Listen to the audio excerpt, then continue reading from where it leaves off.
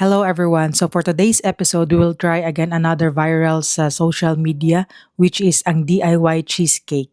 Let's go. So we have here ang Biscoff and also ang yogurt.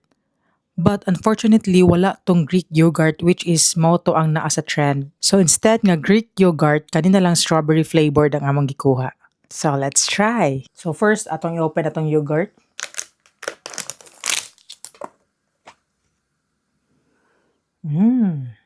Look at that.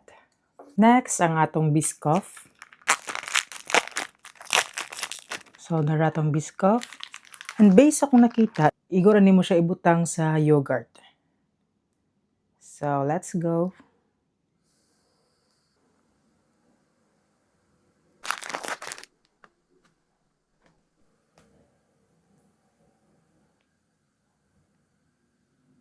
Tama ba ka nitong ginabuhat ba?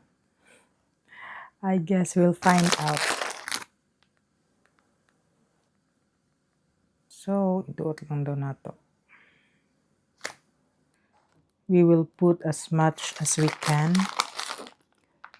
Samtang igo pa siya. I think okay na ni kay murag mo overflow na siya. Look at that.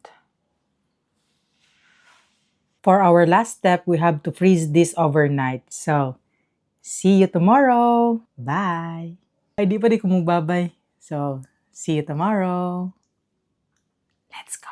Finally, after overnight nga pagpa-freeze, ani, taste test. The moment of truth.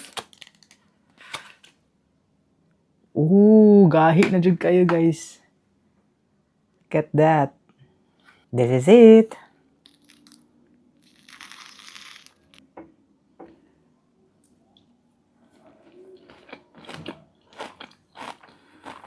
Nagyo chay hint of cheesecake, guys. So, let's take another bite. I don't think nakakaon pa kog strawberry cheesecake. Kasagara kay original ra.